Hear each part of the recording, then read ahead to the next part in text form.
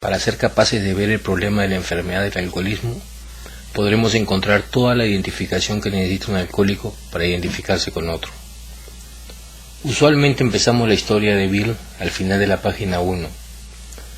Veamos su historia y veamos si no es un clásico paso 12, escrito, y veamos si podemos identificarnos con él y luego ser capaces de ver su recuperación.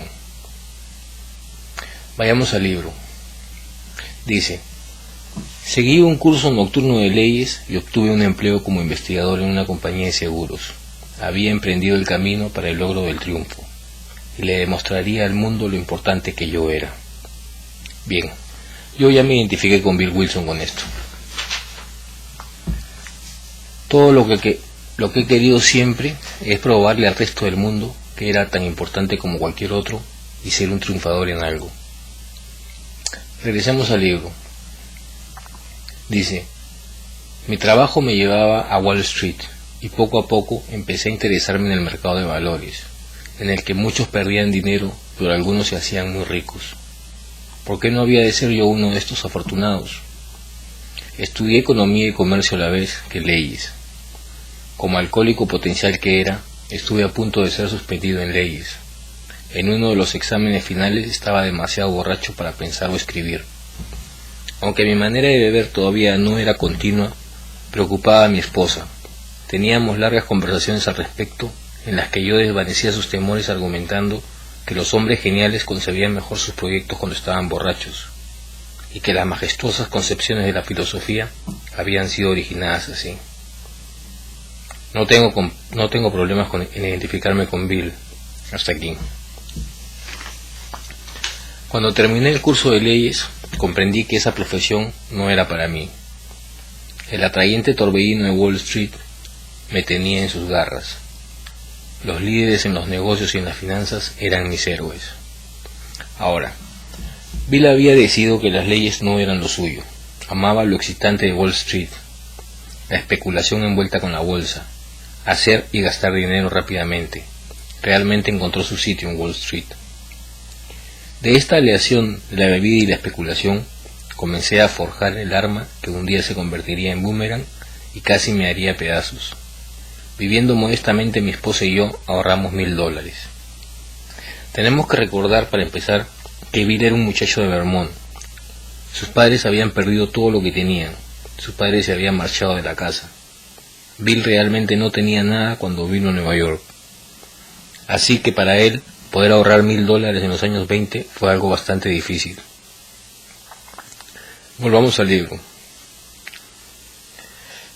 Que invertimos en unos valores que entonces estaban a un precio bajo y que no eran muy populares. Acertadamente pensé que algún día tendrían una considerable alza. No pude convencer a mis amigos, los corredores de bolsa, a que me enviaran en una gira para visitar fábricas y otros negocios, pero sin embargo mi esposa y yo decidimos hacerla. Desarrollé la teoría de que la mayoría de la gente perdía dinero con los valores debido a una falta de conocimiento de los mercados. Después descubrí muchos otros motivos. Ahora bien, situémonos en aquella época, en los años 20, el mercado de valores estaba bajo, y si uno quería hacer dinero en este mercado, lo único que tenía que hacer era comprar valores, guardarlos por un tiempo y luego venderlos, sacar una ganancia, comprar más, retenerla por un periodo de tiempo y venderlas. A esto le llamaban especular con la bolsa. Probablemente Bill fue el primer consejero de inversiones. Bill decía que tarde o temprano la burbuja iba a reventar. Él empezó a ver que lo que la gente necesitaba hacer era tomar decisiones para invertir basados en hechos en lugar de especulaciones. Él decía que había que ir a visitar compañías, investigarlas y ver lo que realmente valían.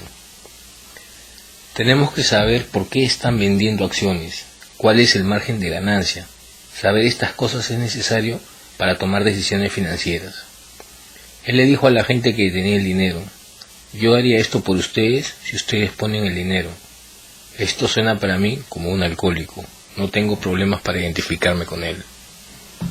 La gente decía: nosotros no necesitamos eso. Estamos haciendo todo el dinero que queremos sin preocuparnos acerca de si valen o no, etc. Pero Bill era un cabeza dura, un alcohólico obstinado que dijo: si ustedes no me respaldan, yo lo haré de todas maneras, lo haré por mi cuenta.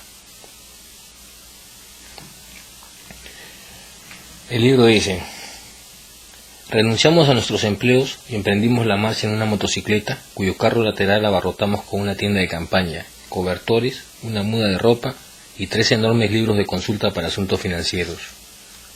Nuestros amigos pensaron que debía nombrarse una comisión para investigar nuestra locura. Tal vez tenían razón. Había tenido algunos éxitos en la especulación y por ello teníamos algún dinero, aunque una vez tuvimos que trabajar en una granja para no tocar nuestro pequeño capital. Este fue el único trabajo manual honrado que hice en mucho tiempo. En un año recorrimos toda la parte este de los Estados Unidos.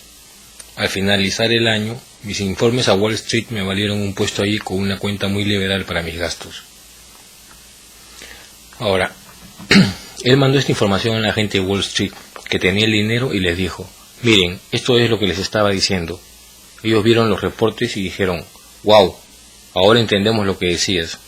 Seguro que necesitamos esto. E inmediatamente le dieron un buen trabajo y una gran cuenta de gastos. Una operación de bolsa les dejó un beneficio de varios miles de dólares ese año. Ahora, repentinamente, se había transformado de un hombre pobre en uno con mucho dinero. Veamos el libro. Por unos cuantos años más, la fortuna me deparó aplausos. Había triunfado. ¿Cuántos de nosotros hemos hecho lo mismo?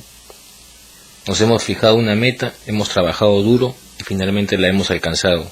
Y hemos sentido esa sensación indescriptiblemente maravillosa de que hemos triunfado. Dice: mis ideas y mi criterio eran seguidos por muchos al son de las ganancias en papel. La gran bonanza de los últimos años 20 estaba en plena ebullición y expansión. La bebida estaba ocupando un lugar importante en mi vida. Ahora, Bill no sabía que tenía un problema con el alcohol, solo sabía que lo hacía sentir bien. La excitación era grande y el alcohol aumentaba. Bill estaba pasando un gran momento. Se hablaba a gritos en los centros de jazz de Manhattan. Todos gastaban miles y hablaban de millones. Podían burlarse los que quisieran. Al diablo con ellos. Tuve entonces amplias relaciones con amigos de ocasión. Ahora, tenemos una enfermedad que es progresiva por naturaleza y lo veremos en el siguiente párrafo cuando Bill dice: mi manera de beber asumió proporciones más serias, pues bebía todos los días y casi todas las noches. Las advertencias de mis amigos terminaron en pleito y me convertí en un lobo solitario.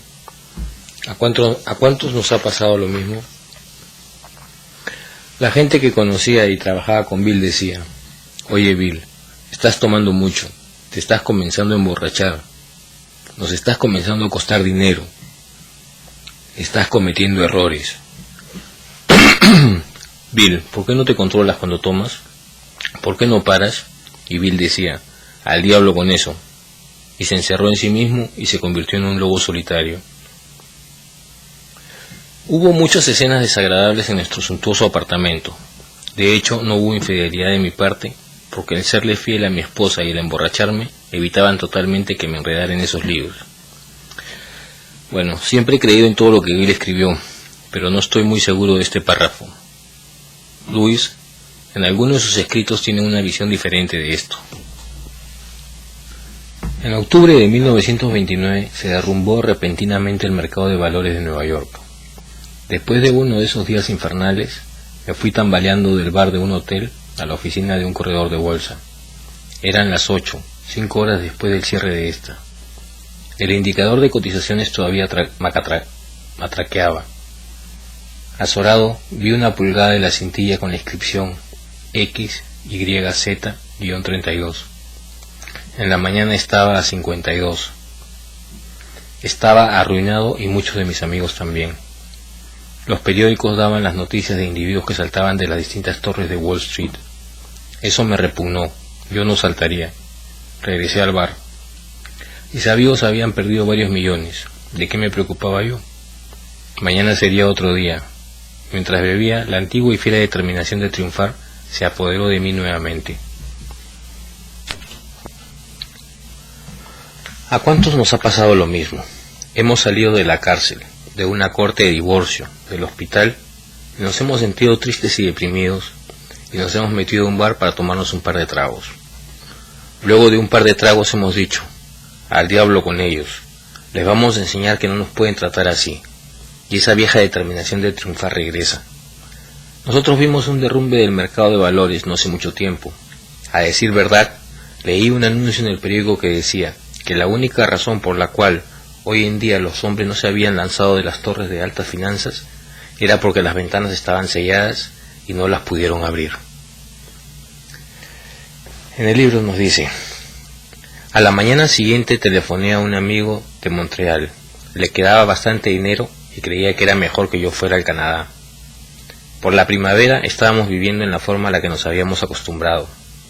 Me sentía como Napoleón regresando de Elba. Para mí no habría Santa Elena, pero la bebida me ganó la partida otra vez, y mi generoso amigo tuvo que dejarme marchar. Esta vez estábamos arruinados. Nos fuimos a vivir con los padres de mi esposa. Ahora tenemos aquí un hombre cuyas ideas de hacer millones ya no estaban más ahí, y llegamos al punto que tenemos que vivir con los padres de nuestra esposa. Encontré un trabajo y lo perdí luego por causa de un lío con un chofer de taxi. Gracias a Dios, nadie sospecharía que no iba a tener un empleo real en 5 años, ni estar sobrio casi un solo momento. Mi esposa empezó a trabajar en una tienda por $25 a la semana, llegando agotada a casa para encontrarme borracho. En los círculos de la bolsa se llegó a considerarme como un allegado indeseable. Lugares donde acostumbraban a escucharlo y gente que acostumbraba a escucharlo, ahora le decían, Bill, realmente no te necesitamos aquí, será mejor que no vengas, sigue tu camino y déjanos en paz, mantente alejado. El licor dejó de ser un lujo para convertirse en una necesidad. La progresión de nuestra enfermedad es tal que luego de un tiempo nos encontramos bebiendo no por diversión, no por excitación, sino porque tenemos que tomar para poder vivir. Esta es la etapa donde Bill se encontraba. Mi dosis cotidiana era de 2 o 3 botellas de ginebra de fabricación casera. En ocasiones, alguna pequeña operación me dejaba unos cuantos dólares con los que pagaba mis deudas en barras y tiendas de licores.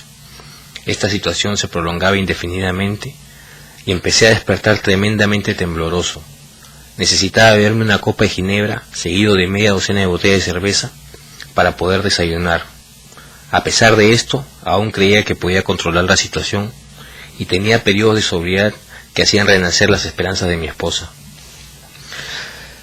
Recuerden que el Dr. Silver nos ha dicho que no podemos diferenciar lo verdadero de lo falso. Para nosotros, lo que hacemos es absolutamente normal. Nosotros veremos en el siguiente párrafo que la vida de Bill estaba yéndose al diablo. Pero Bill no lo veía. Él dice, paulatinamente las cosas empeoraban. Tomó posesión de la casa el hipotecario, murió mi suegra, mi esposa y mi suegro enfermaron. En esos días se me presentó la oportunidad de un negocio prometedor. Las acciones estaban en un punto bajo en 1932 y en alguna forma yo había integrado un grupo de compradores. Mi participación en las utilidades sería ventajosa. Pero entonces emprendí una borrachera tremenda y esa oportunidad se esfumó. Bill había conseguido poner en marcha otro de sus negocios, que le iba a dejar varios miles de dólares. Pero la gente con el dinero le dijo, Bill, hay una cosa que no puedes hacer. Si te tomas tan solo un trago, el trato desaparece y todo termina. Bill con mucho esfuerzo se mantuvo sobrio y unas noches antes de que el negocio se concretara, estaban reunidos en un cuarto de hotel cuando alguien sacó una botella de licor y empezaron a pasarla. Cuando le tocó a Bill, dijo, no gracias, no estoy tomando. La segunda vez que se la pasaron, su mente dijo, bien, un trago no puede hacerle daño a nadie, y tomó un trago de aquel licor. Empezó la alergia, no pudo parar de tomar y echó por tierra todo el negocio. Lo importante de esto es que él dijo, he despertado, esto tiene que parar. Por primera vez él pudo diferenciar entre lo verdadero y lo falso.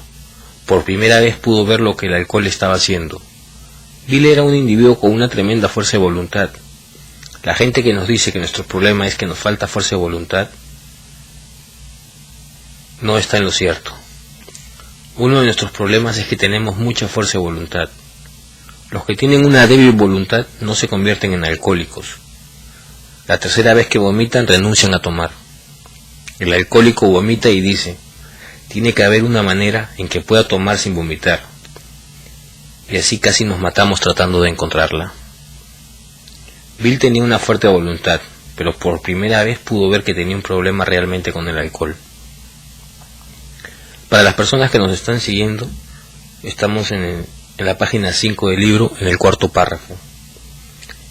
Dice: me di cuenta de que no podía tomar ni una copa, dejaría de beber para siempre. Anteriormente había hecho muchas promesas, pero esta vez había seriedad en mi actitud. Mi esposa sí lo creía y yo también.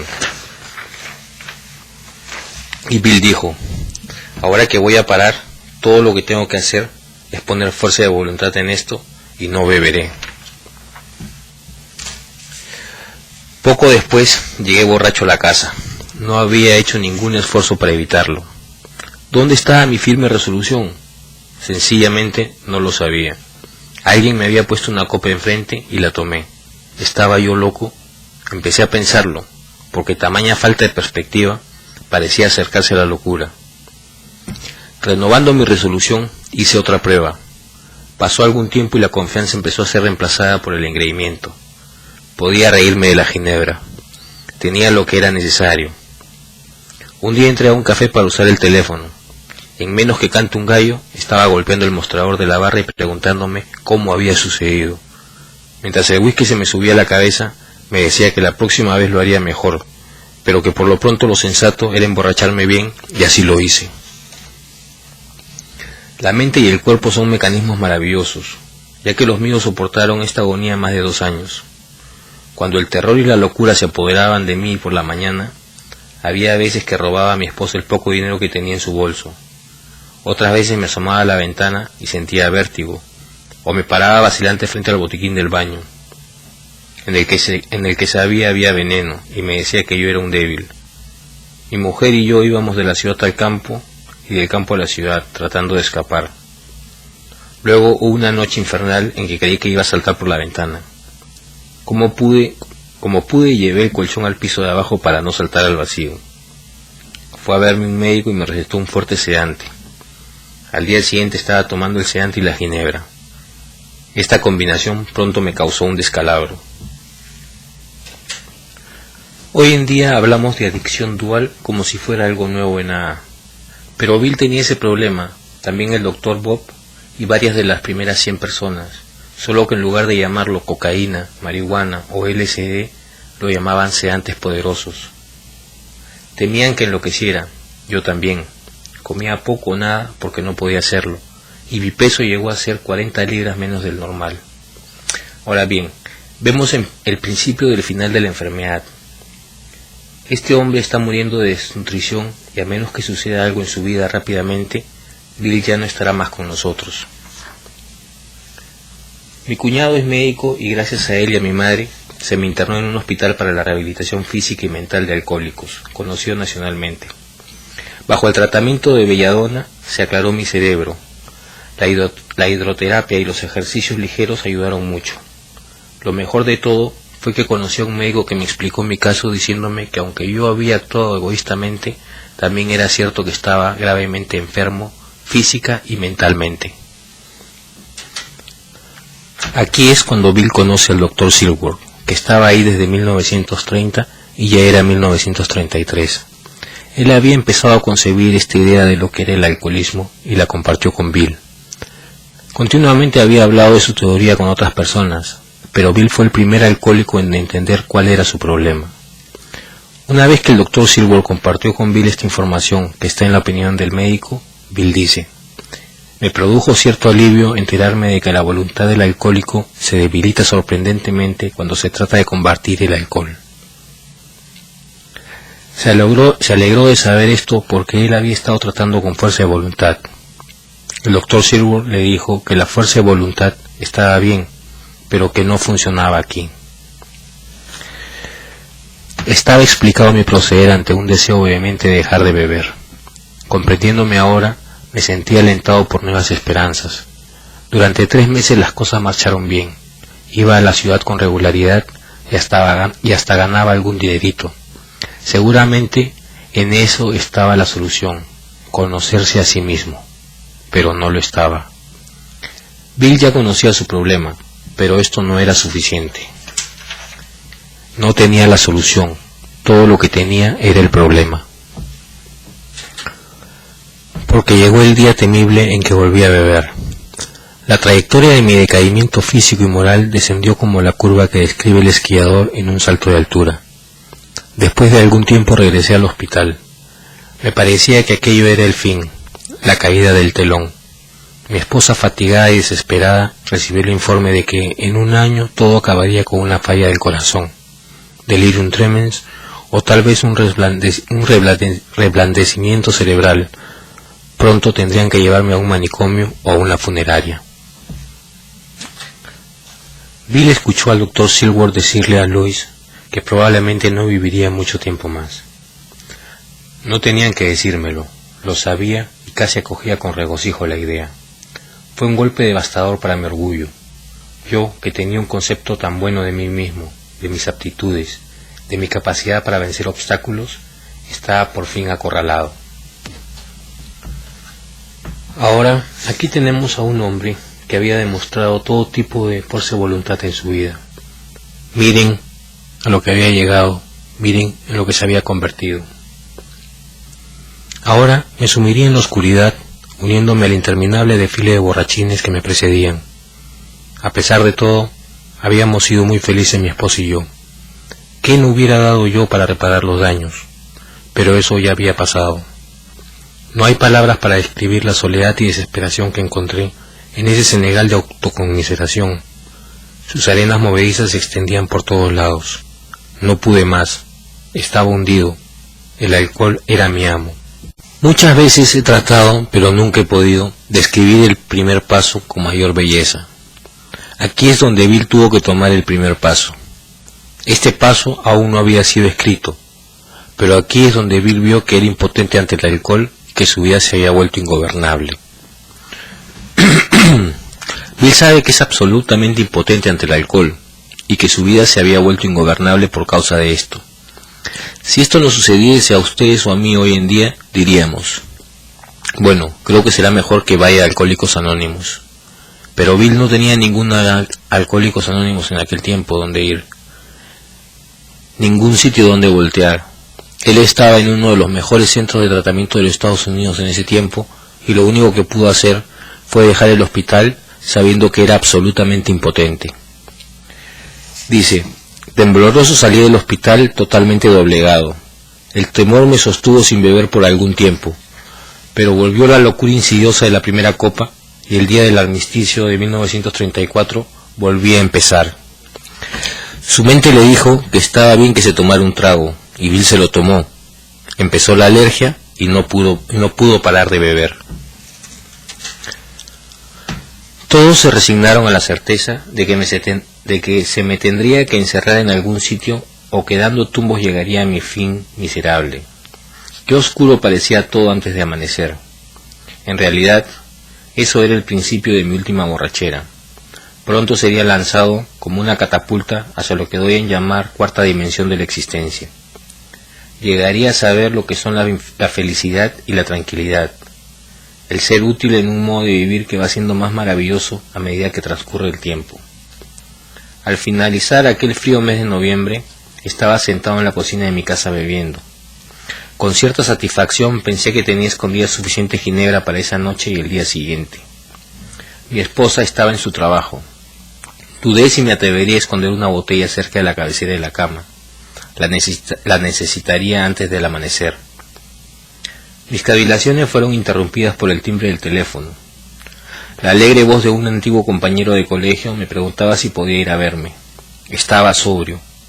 No podía recordar ninguna ocasión anterior en la que mi amigo hubiese llegado a Nueva York en esas condiciones.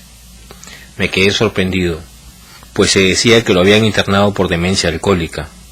¿Cómo habría logrado escapar? Este hombre que llamó a Bill se llamaba Evie Tatchett. Bill y Evie habían bebido juntos y también habían ido al mismo colegio por un tiempo. Bill sabía que Evie era tan impotente ante el alcohol como lo era él. A pesar de todo, aquí estaba Evie en New York llamándolo y estaba sobrio. Bill había escuchado que lo habían internado por demencia alcohólica. Por aquellos días no habían las facilidades y tratamientos de hoy en día. La única manera en que podíamos ir a dar a un sitio como el Hospital Towns era si conocíamos a alguien o si teníamos un montón de dinero.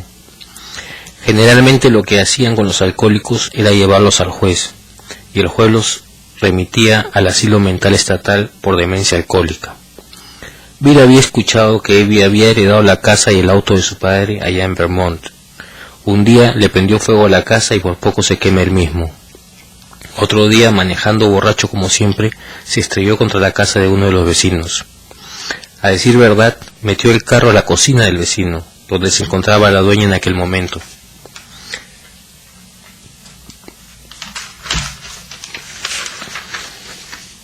Cuando Evie logró salir del auto, se inclinó quitándose el sombrero y le dijo: «Buenos días, señora. Parece que hace un hermoso día para tomar una taza de café, ¿no le parece?». Y un juez, con muy poco sentido del humor, lo mandó al manicomio.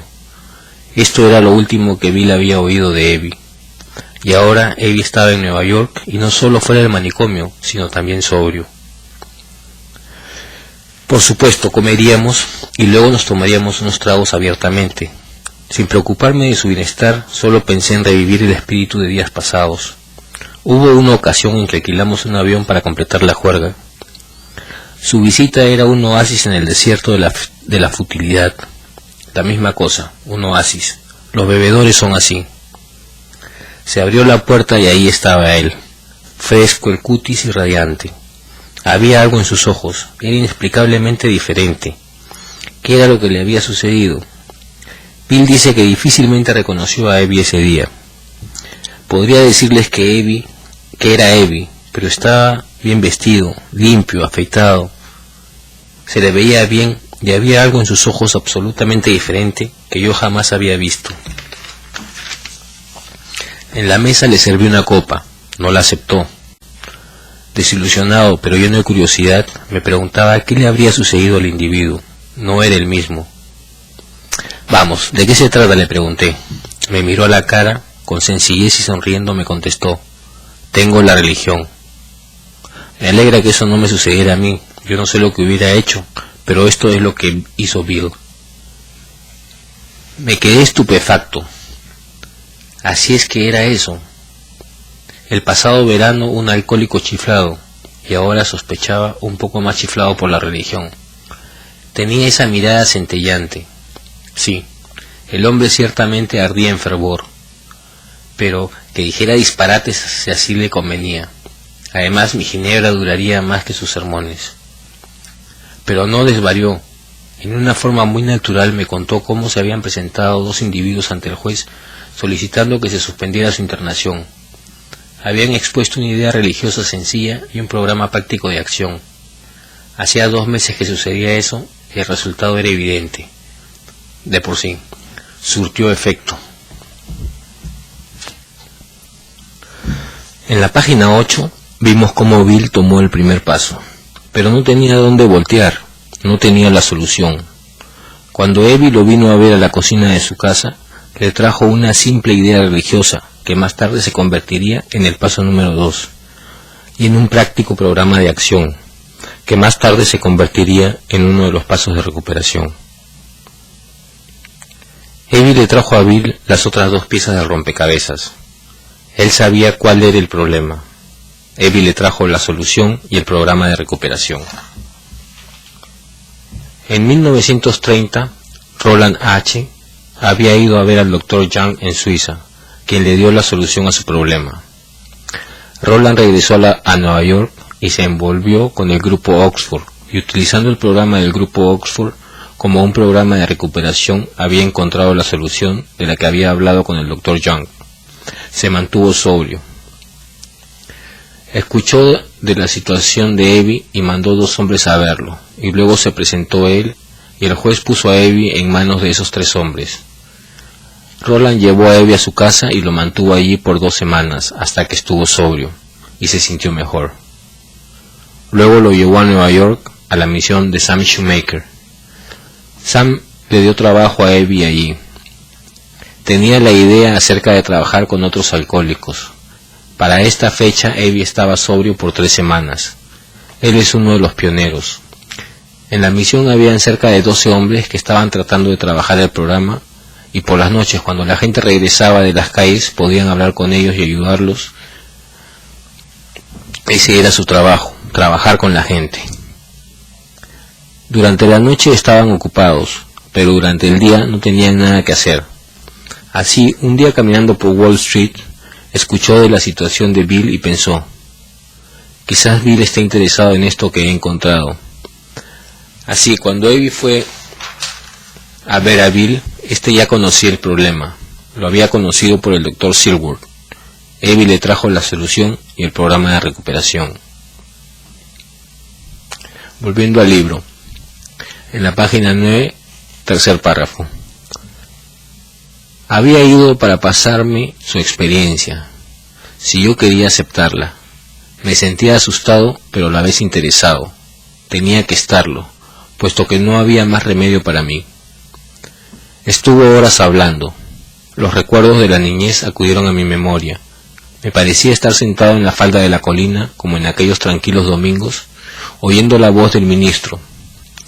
Recordé la promesa del juramento de temperancia que nunca firmé, el desprecio bonachón de mi abuelo para alguna gente de la iglesia y para sus actos, su insistencia en que los astros realmente tenían su música, y también su negación del derecho que tenía el ministro de decirle cómo interpretar las cosas, su falta de temor al hablar de esto poco antes de morir.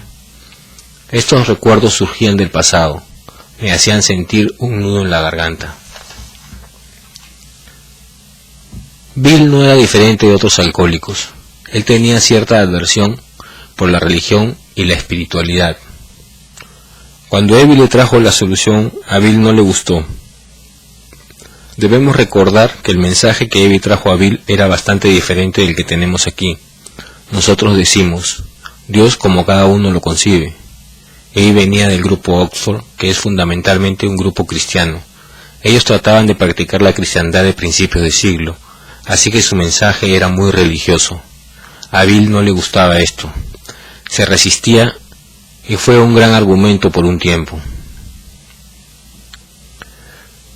Siempre había creído en un poder superior a mí mismo. Muchas veces me había puesto a pensar en estas cosas. Yo no era ateo. Pocas personas lo son en realidad, porque esto significa tener una fe ciega en la extraña proposición de que este universo se originó de una cifra y que marcha raudo sin destino. Mis héroes intelectuales, los químicos, los astrónomos y hasta los evolucionistas sugerían que eran grandes leyes y fuerzas las que operaban. A pesar de las indicaciones contrarias, casi no tenía duda de que había de por medio una fuerza y un ritmo poderosos. ¿Cómo podría haber leyes tan perfectas e inmutables sin que hubiera una inteligencia? Sencillamente tenía que creer en un espíritu del universo que no reconociera tiempo ni limitaciones, pero solo hasta aquí. De los clérigos y de las religiones del mundo, de eso precisamente era de lo que yo me separaba. Cuando me hablaban de un Dios personal que era amor, poder sobrehumano y dirección, me irritaba y mi mente se cerraba a esa teoría. A Cristo le concedía la certeza de ser un gran hombre, no seguido muy de cerca por aquellos que lo reclamaban, su enseñanza moral óptima. Había adoptado para mí lo que me parecía conveniente y no muy difícil. De lo demás no hacía caso. No tengo problemas para identificarme con Bill. Pero mi amigo, sentado frente a mí, manifestó categóricamente que Dios había hecho por él lo que él no había podido hacer por sí mismo. Su voluntad humana había fallado. Los médicos lo habían desahuciado. La sociedad estaba lista para encerrarlo. Como yo, había admitido una completa derrota. Entonces, efectivamente, había sido llevado de entre los muertos sacado repentinamente del montón de desperdicios y conducido a un plano de vida mejor de lo que él nunca había conocido. ¿Se había originado en él este poder? Obviamente no había sido así. No había existido en él más poder del que había en mí mismo en ese momento, y en mí no había absolutamente ningún poder. Bien, aquí es donde el proceso de identificación es tan importante cuando trabajamos con otro alcohólico. Bill conocía a Evie. Bill sabía que Evie era absolutamente impotente ante el alcohol, tanto como él.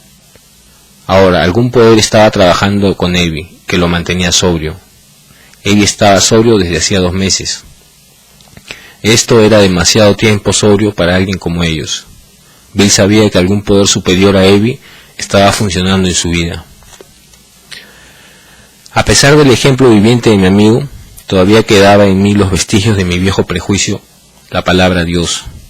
Todavía despertaba en mí cierta antipatía, y este sentimiento se intensificaba cuando hablaba de que podía haber un Dios y que para mí fuese personal.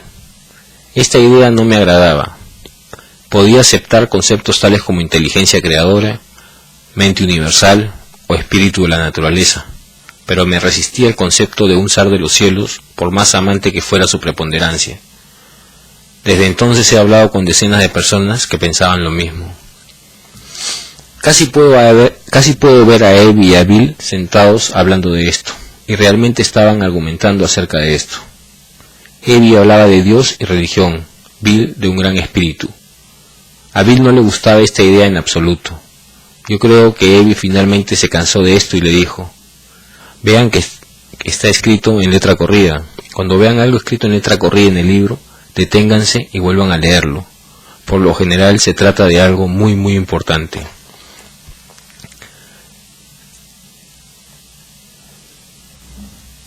Finalmente Bill se cansó de esto y le dijo: ¿por qué no escoges tu propio concepto de Dios? Él le dijo: Bill, ¿por qué estamos discutiendo acerca de esto? ¿Qué diferencia hay si le llamamos Dios, mente universal, espíritu de la naturaleza, Alá, Confucio, Jehová, etc.? Tú y yo somos impotentes ante el alcohol, y tenemos que creer en un poder superior a nosotros si queremos recuperarnos. Así que, ¿por qué discutimos? Escoge tu propio concepto de Dios. En el instante en que Evie dijo esto, su mensaje cambió de ser un mensaje religioso a ser un mensaje espiritual. La religión dice: así es como tienes que creer. La espiritualidad dice: puedes creer de la manera que quieras. Lo importante es si crees en un poder superior a ti. Entonces, él fue de la religión a la espiritualidad rápidamente. Esto me llegó muy hondo. Derritió la montaña de hielo intelectual a cuya sombra había vivido y tiritado muchos años. Por fin me daba la luz del sol. Solo se trataba de estar dispuesto a creer en un poder superior a mí mismo,